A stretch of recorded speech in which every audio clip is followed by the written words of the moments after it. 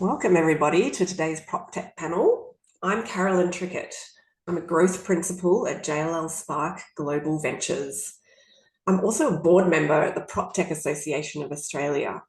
We're a not-for-profit trade association that's championing the real estate technology industry and leading the PropTech conversation and also connecting PropTechs to industry. In the spirit of reconciliation, PropTech Association Australia acknowledges the traditional custodians of country throughout Australia and their connections to land, sea, and community. We pay our respect to their elders, past, present, and emerging, and extend that respect to all Aboriginal and Torres Strait Islander peoples joining us today. I'd also like to thank the fabulous support of Stone and Chalk, who make our panels possible. For those of you who don't know, Stone and Chalk was founded as a not-for-profit in Sydney in 2015 to help fintech startups commercialise and grow. From 40 startups in 2015, it now has hundreds of startups in Sydney, Melbourne, and Adelaide, covering all areas of emerging technology, including PropTech. So, welcome again today. We're going to delve into the intriguing and constantly evolving world of property data, insights, and valuations, and the technology that's now enabling and supercharging this space. In the property valuations market, several key technology players have emerged, leveraging advancements in data analytics, artificial intelligence, and automation. These players are transforming the way valuations are conducted, and they're enhancing accuracy, efficiency, and transparency. We've got a very interesting lineup of panelists for you today. Anyone joining us in Australia will know that the two big players in the space, and we're fortunate to have senior leaders from both of those companies joining us today. We've got Mark Wallace from Proptrack of the REA Group, and we've got Andreas Marmaris from Domain Insights. Then, to mix it up a bit, we've also invited Tyrone Hodge from JLL. He's head of the risk advisory business line, and Alice Todd from ValA, a much younger PropTech, focusing on electrification of homes and how valuations data can be used to track and inform insights. So valuations is an interesting topic for technology. It's not the type of subject matter where anyone can go and pull together a data set, create a new model, and come up with a valuation and decide that that's the truth. It's far more complex than that. Today, we'll delve into what it means to do a valuation. In fact, there are a few different interpretations of that. And we'll talk about the massive amount of data that's collated and aggregated and crunched in different ways to inform industry experts about the market overall and the specific property or properties that are being valued. So first, I'm going to hand over to our panelists to introduce themselves and give a little background on who they are, where they work, and what their input's going to be today. So Mark, let's start with you first. Thanks so much, Carolyn, and really glad to be here. So I'm Mark. I'm a senior product manager here at Proptrack, part of the REA group. I specialize in all things valuations in terms of products. So I like to separate our products into two camps. One is instant valuations. So one where a human isn't involved. Think models, think curating of data, think all the great things that happen in the background of the realestate.com app in terms of audience and insights. And then there's the digital valuations, all things that are helping our valuers and professionals do valuations remotely. So I think what I'm hoping to bring to this group is really try and bridge the gap between how we can connect all the things that are happening through our audience, through all of our websites, and how we can connect that to our business partners and ultimately use that to create value. So there's a lot of challenging things happening in that space, a lot of opportunities that are really, really happening fast, and it's an important space to watch right now.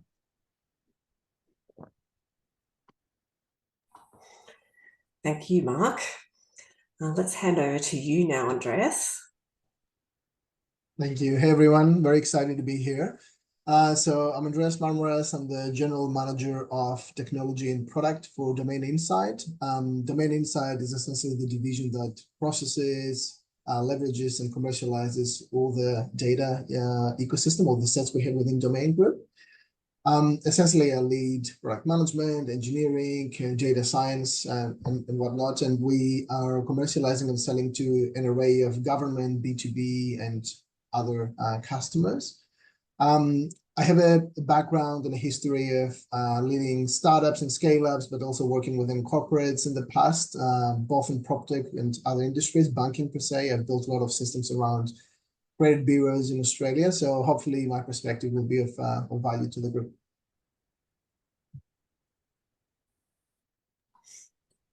Cool. Thank you, Andreas. Tyrone, can you introduce yourself? Thanks, Carolyn.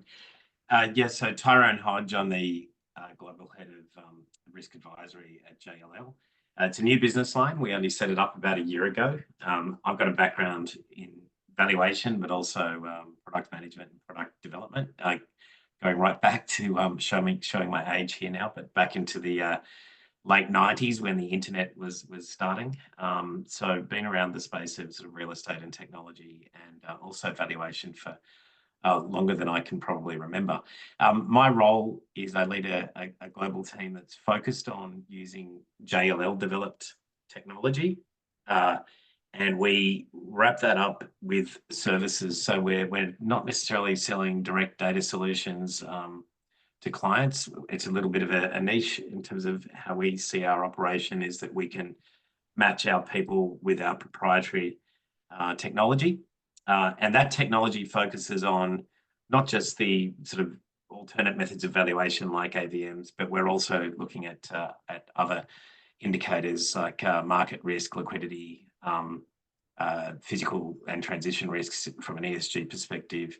And we look to use that technology from a client perspective, but we also enable our people with a similar set of tools so that they can be more efficient in their delivery of their valuations and their sort of consulting advice that they provide to clients. That's me. Oh, thank you. And Alice, Hi, give us Caroline. some Thanks for insight into having your me. world. Yeah, so I'm Alice Todd, co-founder of ValA. I come and approach this topic from a completely different lens. So my background is in climate impact and sustainability. So you know how there is a lack of data for valuers in the energy performance and emissions rating of Australian homes.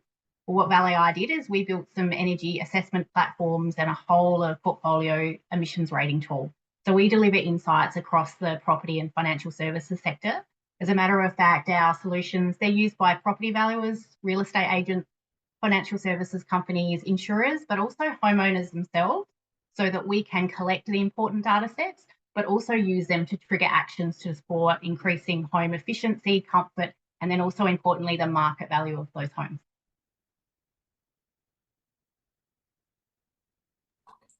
Cool, thank you. As I said, we've mixed it up a bit with this panel. Quite a few different viewpoints going to come through. All right, so let's delve into some detail. Valuations and data side of our industry is full of opportunities and challenges, and it's important to understand these to give some context around the type of technology solutions that are being created. So Tyrone, can we start with you? Can you set the scene for our audience around the valuation space, some of the challenges that exist in creating and leveraging technology? Yeah, sure. I think it's worth just setting some context too about the different audiences for valuation related technology. And the way we look at it in our business, in fact, it's very similar to what Mark said at the beginning. So we think about the audience who consumes valuation services. So that would be lenders or institutional investors and so on. And we also think about the audience that use valuation. So these are the valuation professionals. So if you think about it, there's a profession who are the people that are traditionally tasked with providing an opinion of value, and they are regulated in most markets throughout the world. And they're regulated by international valuation standards and also local regulation, which could be government-based licensing, or in the case of Australia, it's the Australian Property Institute. So that's the professional audience. And then there are the users who are also in some cases regulated. So for example, in Australia, APRA set the standards around how you can use various valuation products. And by that, I mean ways of calculating an opinion of value. And you also have international accounting standards that regulate how institutional clients are obliged to report on value.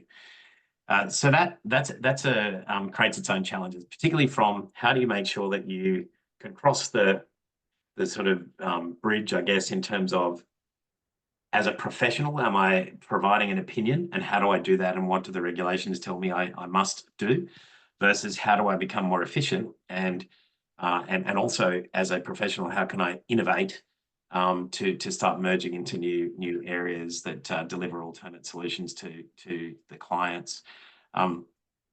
Interestingly, the tech companies in most spaces are not regulated because they're not sort of trying to bridge the gap between being a professional versus providing a product. And that's why we've seen so much innovation from technology companies all around the world that are building some really great tools to help assist both the users of valuation services, but also those that are the professionals.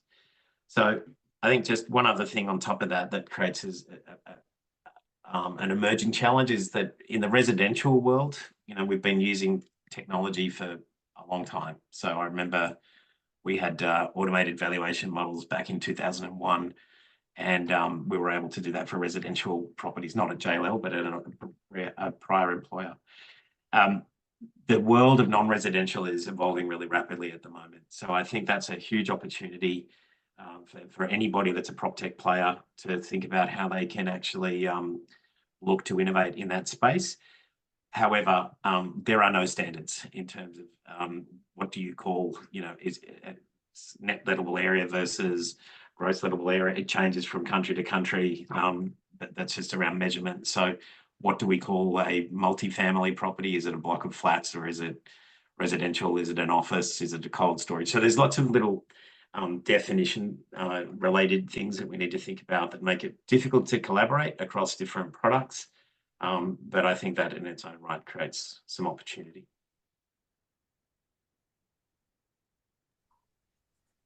Cool, thank you. It's interesting what you say about the tech companies not being regulated. I think that's probably one of the dichotomies that we face, is that the people that are using the products are regulated, but the people that are actually innovating with the tech are not. And I actually think that's a good thing, by the way. I mean, I'd hate to see everybody regulated, because that just is the greatest way to stymie innovation, is to put regulation around it, and that would just squash everybody, and we'd all give up. So I think that there are some opportunities from the professional side to work closely with those that are the tech companies that have a bit more flex to innovate, and maybe change the rules, or think about the way we've traditionally operated in a different way. Cool. So, Andreas, can you add to what Tyrone's just introduced in terms of the context of the industry? Can you tell us a little bit about the data ecosystem and how that works in our industry, how it developed and how it's changed, especially in recent times? Yes, for sure. I mean, Tyrone did an excellent job outlining some of the challenges. Now take all this and try to overlay with what has happened in the past 5-6 years, right? So we went through COVID, we went through lockdowns, and then we went through the fastest spike in inflation rates and interest rates in our country and globally. So if you put this into perspective, if you think about modeling, right, the data science and modeling world, everything operates fairly well with stability and a depth of history. So if situations are stable for a long period of time, models continue to learn, be it a regression or hedonic regression, or different techniques that they're using. But now what we faced was a very disruptive situation, both in terms of property prices, but also consumer behavior. So when everything is stable, it becomes a challenge of doing similar things but better, improving, in how you leverage the data, how you build the models and whatnot. When disruption happens and suddenly all your modeling and history is out the window, then you really need to look around and assess what other sources can I bring into the mix, what is the breadth of data, how can I combine traditional sources with different data sets or different techniques of processing this data. So I think this necessity drove innovation and breadth in the sets that we're using. Apart from the traditional factual attributes of a property, we're looking at a lot more around the suburb, the ecosystem, the consumer, the demographics of an area, perils, sustainability data. And I'm sure Alice and the rest will talk a little bit more about this in Mark. That essentially we can't rely on the traditional methods that brought us here just because behavior and prices are unexpected. The other thing I will mention is not two models are created equal, right? If we talk about valuations. So for instance, in our world, we provide valuations to banks, insurance companies and whatnot, but also we work with governments. So on the one hand, you look at the speed to yes. How can I quickly and confidently have an answer that validates the price of a property? On the other hand, if you look at governments and councils, they care more about fairness, right? How do they distribute the rates in an equitable and fair way across a very, very large area and set of properties? So depending on the use case and depending on how we're trying to apply these models as valuations, it drives different kind of set of techniques that need to be used. And as I mentioned before, the history has been disrupted. So recency and freshness of alternative data is of the essence. So when you're talking about the impact of these types of changes, Andreas, is that why you need a lot of people working on the models in the background? Like, can you explain? You say when things are stable, you can do similar things but better. So what do the people working on these tools need to then change up when the assumptions are changing? Yeah, for sure. I mean, I always use the metaphor, the analogy of a car, right? A car is as good as the fuel you put in and the tuning and the engine, that you have in the car, right?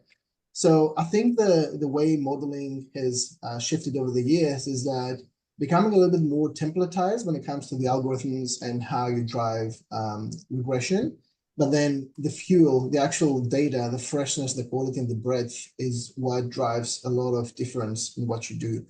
Don't get me wrong, I think how you tune the engine and the data science capability, the talent you bring and how you leverage and process and interpret all these different signals and features is imperative.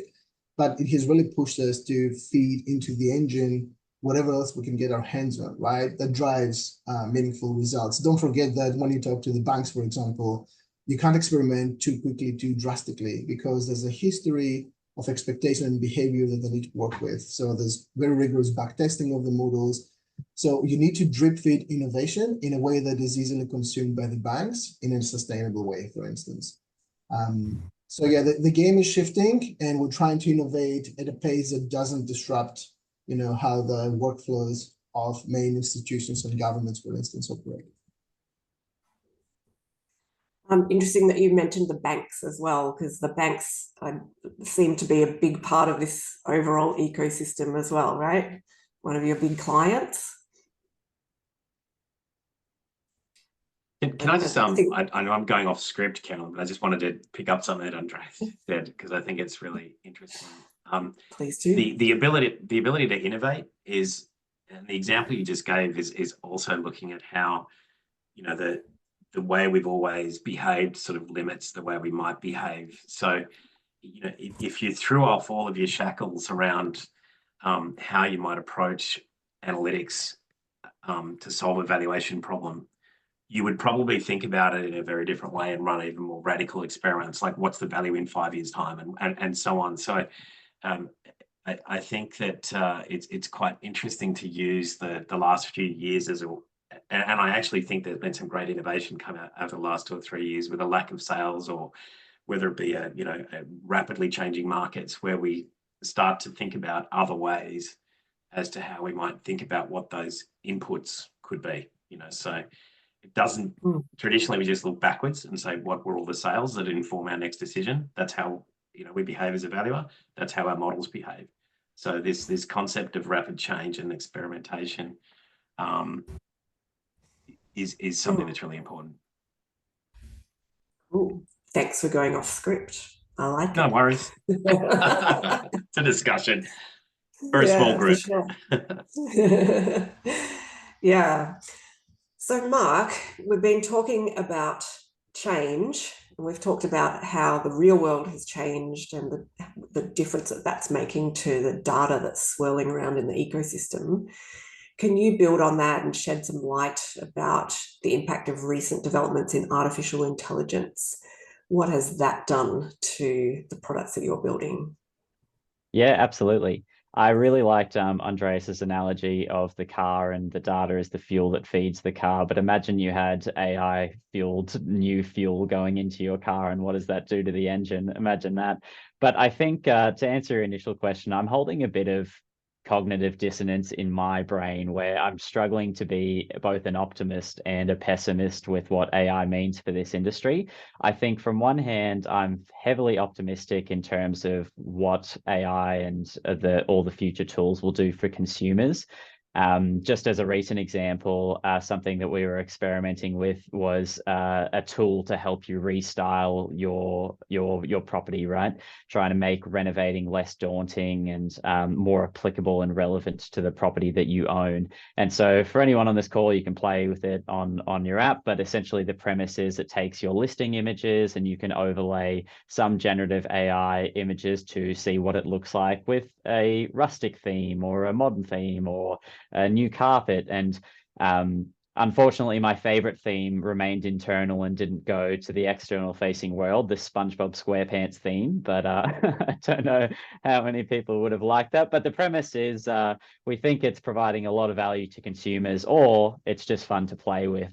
But if we take a step back to the valuation space, in terms of how easy it is to distort information and change what was typically pretty hard to collect and relatively reliable piece of data, which was photos, even that's coming into question now. So I know coming back to banks, who is probably the most highly regulated player in this industry, they're demanding faster, probably more digital evaluations, and also pushing the boundaries in terms of when do we actually need to inspect a property? Can we do this faster and more efficiently elsewise?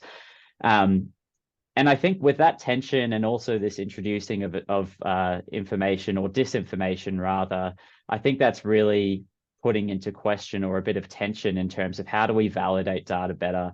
How do we collaborate more as an ecosystem to make sure that the data that we're using or the fuel that's going into our car is reliable and it's going to be used to create a good outcome? So to circle back, I'm pretty optimistic for our consumers. I'm concerned about what challenges it may face for our valuations industry, but I'm optimistic in terms of how we can collaborate and come together to solve them.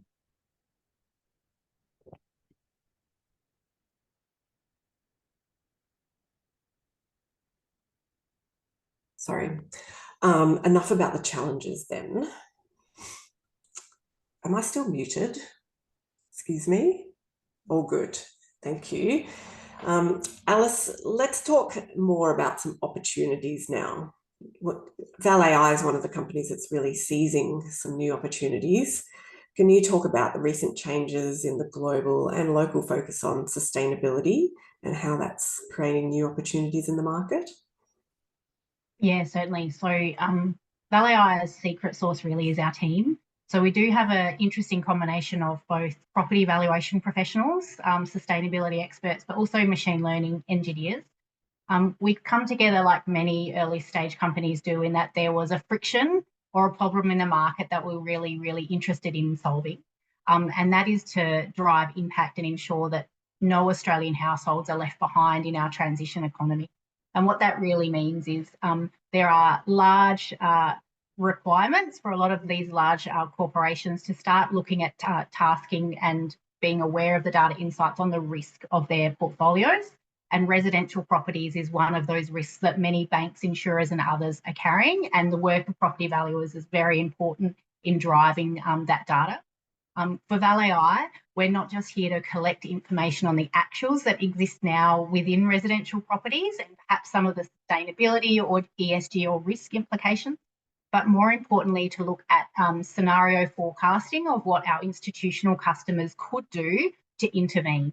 And for existing residential properties in Australia, and there's over 9,000 of them, most that are already built today will not meet the sustainability or energy efficiency requirements that we have for future policy in this country. So there's a large proportion of properties that from a valuation perspective will have a lower data score or sustainability score in the future. So for ourselves as a company, we, with our scenario forecasting, allow our institutional companies as part of their disclosure frameworks, which Tyrone discussed earlier, we allow them to take their baseline data, but then look at if they were to intervene or uplift a property or many properties across their portfolio, what would drive the most impact and what the return on investment for themselves is. That's been really important for us to start demonstrating as a proof point in Australia, because it allows some of our institutional clients to start talking to their mum and dad clients about why energy efficiency, sustainability, and of course with the cost of living pressures that we have at the moment, why maintaining and being responsible for your residential asset is changing in the current climate. It's an interesting view because I know that the commercial asset owners have been thinking about that for a lot longer than residential. Tyrone, can I just throw in an extra question for you to bounce off what Alice has just been talking about in terms of the types of data that's being used? How is climate data now being brought into the mix in the commercial space? Yeah, there's probably two parts to that question, I guess. Just one from a regulatory perspective. ESG reporting in valuations will be mandatory under the International Valuation Standards from January of next year. So that means that any valuation that's done will have to consider certain factors. It's pretty vague at the moment about what those requirements are, but and I know there's some people from the API on the meeting, and so we're working at the API on a committee to actually help give some guidance. Again, I think that will open up some opportunities from a tech perspective as well. The commercial world has really been a bit like residential, I guess, in the terms of there's many different standards all around the world, and no two standards are the same. And what we're seeing that's interesting at the moment is the Europeans have driven the change, particularly in terms of energy performance and pathways to net zero. Those international lenders and international investors are starting to look to how do they apply similar sort of requirements to buildings in other jurisdictions, and that's creating its own challenges because there's no direct fit, for example, to energy performance certificates that are used in Europe and the UK. So that's, again, it's creating lots of different opportunities from a technology perspective to figure out how to solve for that problem. And in terms of all the climate-related risks, there are many different providers of climate-related data. I think the commercial operators are overwhelmed with all the different options that they have at their fingertips, from even who opens the door or how many jackets are on a seat and whether the lights come on and off because of the Internet of Things. But the link to the business case, as Alice was sort of talking about, if you just think about your house, do I put in solar and do I put in a battery? The battery probably doesn't stack up right now. And if you multiply that across billions of dollars worth of commercial real estate, I think it's been overwhelming in terms of where to focus. So the change in commercial real estate will be really about how to apply business cases off the back of whether it be climate-related risk or transition or even just cash flow from demand, because obviously the tenants driving the demand for commercial real estate, and they are working to their stated climate-related objectives. Oh, thank you. So that's a nice segue into my next set of questions, because you're talking about how many different providers there are, and even on this panel, you know, we've got 4 different providers of different types of data, different types of insights that they've drawn from that data, and there's a lot of collaboration that happens in this space. Mark, can you open up for this topic and talk to us about collaboration? Why do you think collaboration is necessary across the industry? Yeah, sure. I like to think about this problem in probably 3 spaces. I think, firstly, collaboration is necessary every single day to maintain the system that exists right now, right? The second component is collaboration to address all the future challenges that we've just been talking about. And then third is probably to improve and innovate moving forward. But if we just start with the first point, I think what we're observing over the last few years is there's a lot of complex components in servicing valuations in whatever format or way, shape, or form. And I think the market's becoming much more specialized. Like you're seeing specialists around sustainability and particular types of risks. And you're also seeing components of a valuation ecosystem, like what valuation type do I order when? That's becoming a component that you can pretty modularly slot in and out for different providers and different customers. And so what we're seeing is, although they all exist in one ecosystem, they're quite modular in their components and who's doing it. And whilst they might all be competing for different customers, they all have to work and collaborate together to make sure that the system functions. Almost no one wins if the whole system falls down, right? And no one can really benefit from it. So I think you'll continue to see collaboration in that aspect to maintain and improve an existing system to try and drive out better outcomes for our clients. And then I think to address the challenges of the future, just talking about AI as a challenge amongst many, many different challenges that we're facing, I think you'll see collaboration with valuers and data collectors and professionals who have to assess the information. I think there'll be a bigger onus on the quality of data that's provided. I think there'll be more expected from professionals who are driving assessments. I think there'll be even higher standards from regulators in terms of what needs to be done to come to an assessment. And I think they all need to come together, one, to maintain the hugely valuable ecosystem that exists today, but also meet the needs of our customers, which are never ending, essentially, for those on this call. And then lastly, I think to improve and innovate, I think Andreas talked to the fact that we have to invest a lot in terms of improving our models, but I would say we're also investing a lot in terms of how we prove out those models and justify that we have the right controls on those models and that they're performing better in every single way that's important to our customers or not. And so innovating in that aspect and also making sure that we're meeting the needs of our regulators and our customers and we're singing the same song, I think will become really, really important moving forward. Talking about customers, Andreas, can you also add to that? I know that there's a lot of collaboration that goes on in terms of who's working with which customers and who's also working with other providers. Yeah, for sure. I like how Mark put it. If the system falls apart, everyone loses, right? And that's the reality. So in our day-to-day, week-to-week reality, we have to provide or provision our models, our EVMs, for instance, through CoreLogic's platform or through Proptrack's platform to fulfill the needs of the customer. And yeah, okay, sometimes it's a little bit of, pride involved, but at the end of the day, we're here to solve real problems for our customers and their customers. Because think about it, if you solve a big problem for a bank, you're impacting millions of Australians, a big portion of the country. So the industry is very small. We all know each other. We move around from company to company.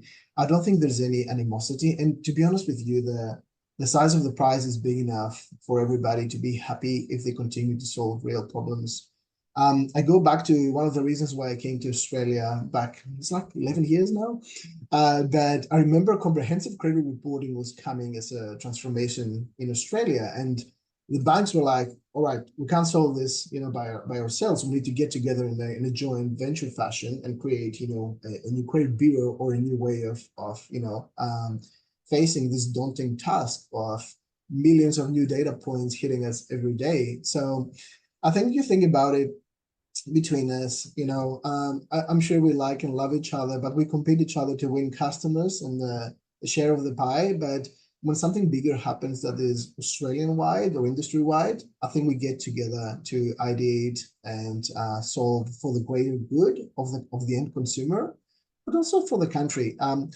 As Australians, I think we've been a bit risk averse in the past few decades. I think we look a lot at what happens in US or England, UK, and then we kind of absorb and learn and kind of put it in action. But it would be fascinating to see how we can get our brain power together and start innovating in a global scene and then drive some more innovation. The last thing I will mention is something that's close to my heart, and I bet yours as well. Some of the issues we're facing in Australia right now have to do with bushfires and flooding in areas that essentially are uninsurable, right?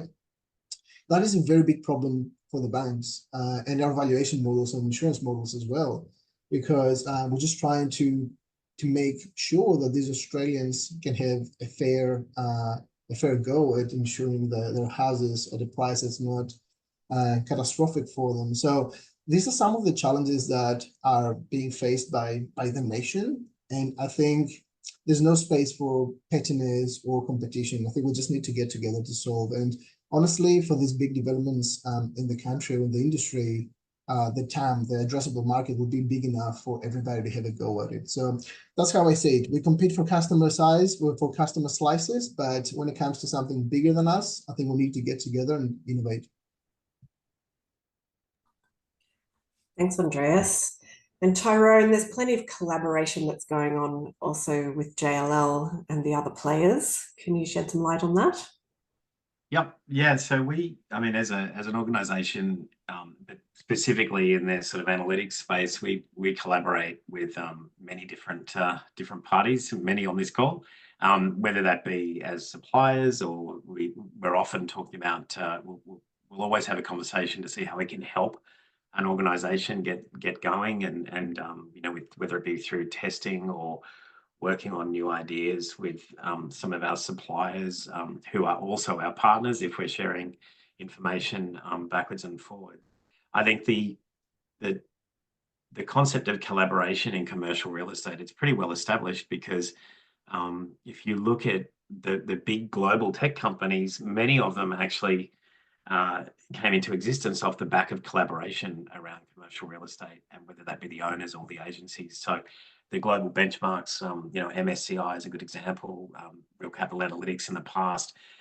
Most owners and agencies or brokers around the world have collaborated to build, indicators that are shared across the industry. So I think there's some really good examples of how, whether it be the valuer professionals, the real estate agents, long history of collaboration with many of those the guys on the team on the call today, and that goes back a long time. I think the future of collaboration is probably more definitely about sharing of data. So the fuel into the car, just to throw another metaphor at you, if I gave everyone an egg and some flour and some water or milk, you can build many different things out of those ingredients.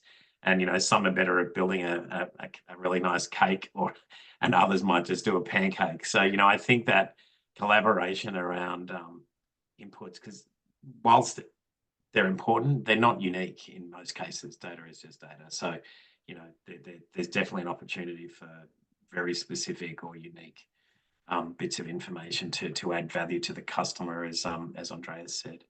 I think the industry has a role, the profession. So again, I've had a lot of association with the API, and certainly at the API, there's a lot of collaboration going on, and also forward thinking about how do we modernize as professionals to make our job easier as valuers, but also to deliver on some of those needs like speed. How do we go faster? How do we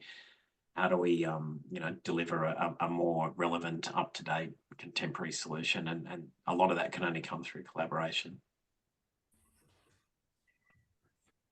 Thank you.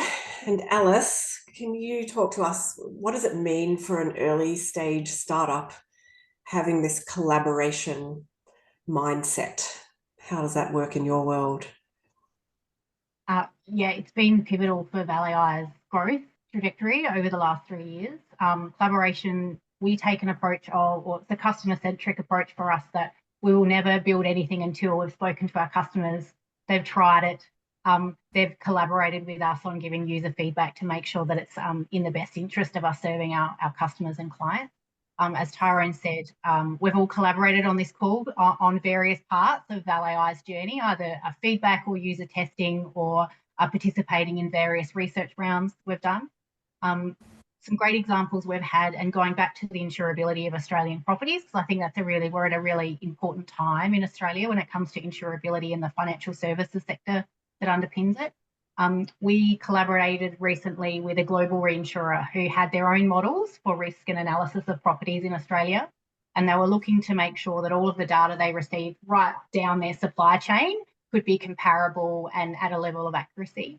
It gave us the opportunity to be exposed to their models, to test them, and effectively to find fault or holes in the models that they had to be able to assist them to do better.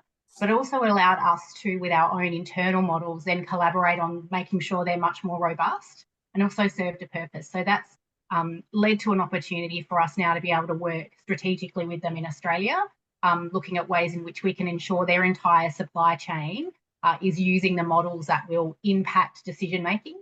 And for insurability of houses, that's really important because, to Tyrone's point, we aren't just talking about policy in Australia, we're talking globally at those reinsurers who are underpinning the financial services that we have here, and ensuring that we're working at a global scale as well. My other last example is there is a real opportunity in Australia for us to start providing novel, interesting data to consumers at the time of rent and sale of properties, and making sure that informs really good and robust decision-making. So ValAI are now working to collaborate further with the groups on the call and others to make sure that there is a methodology to the way in which this data is given to consumers, and ensuring that this information on the performance of a home, and also from the rental market perspective, how much it costs to actually live within that home once you are settled there, supports the affordability of Australian households. Excellent. Thank you.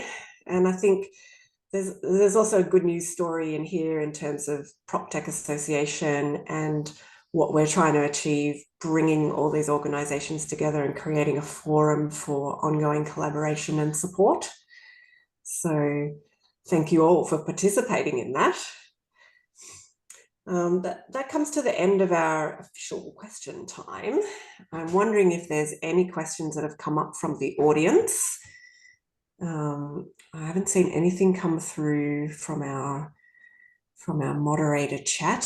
Is there anything in the Q&A that anyone has put in there? Can't see anything at this stage, but let me throw back. Can I throw out another concept? Oh, there you go. I jumped in. Yeah, sorry. I think Alice spoke about, thinking globally. And I think Andreas was talking about Australia being a great opportunity and having a large addressable market. One of the great things I've got to do over the last couple of years is to travel around and look at what's going on in other geographies, and particularly the US, Canada, and Europe. And I have to say that we are miles ahead in Australia in terms of our thinking, in terms of the ability to innovate, because we're small and nimble. I think our market is open to thinking about change. If I compare the discussions we can have with customers and with each other in Australia to what happens in the US or Europe, there is almost no comparison because there's not a willingness to change in those markets from or it's a difficulty, in terms of the thinking about changing. And there are some really negative sort of vibes from that collaboration point of view where, there's just anyone that does anything else sue each other and challenge each other. So, I think we're in a really good position with Australia in terms of being able to innovate, and we are also pretty flexible, and we have good data, which many other countries do not. Even though I've said there's challenges around getting information, we actually have a pretty good foundation in Australia, which puts us in a much better place than many other countries. I think we're all nodding in agreement with that one.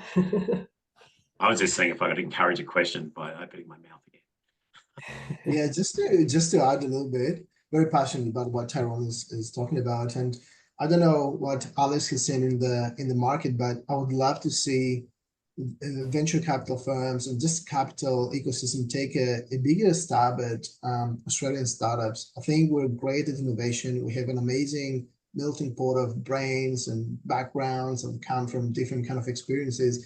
I just feel sometimes we're a little bit too conservative on allocating capital in Australia, and we'll just take a more, I don't know, conservative approach, waiting for someone to be profitable or wait for Series A, B. I just want to see the ecosystem take more risk with our beautiful brains that build startups and scale-ups in the country. I think the challenge is the market size. Even though it's big, like just take lenders. We've got 4 lenders, really major lenders in Australia. I did a short list in the US where I got 500 banks on my short list. So that's the challenge, I think. So and I don't want to speak for you, Alice, but I know that investors want to look at how do you build and Carolyn, you're in this place every day, but that you want to build something but scale it to those big markets like the United States and Europe, because that's our real challenge. Yeah, that is always a challenge from an investment point of view. Anyway, else got any closing thoughts they'd like to throw into the mix? Carolyn, I'm happy to add in support of the PropTech Association and those early stage companies that are scaling, similar to ValA. We are a risk taker for the wider industry. We're the ones that can be invested in order to fast track failure.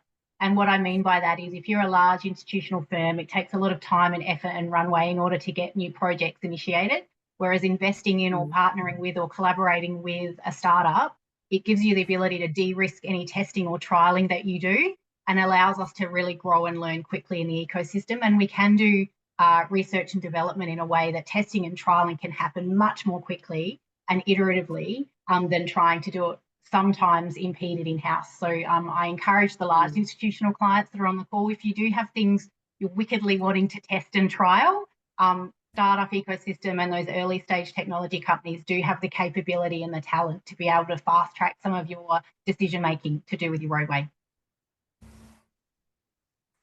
Thanks, that's a great point. Well, I think if we've not got any questions coming through from the audience, we'll wrap it up.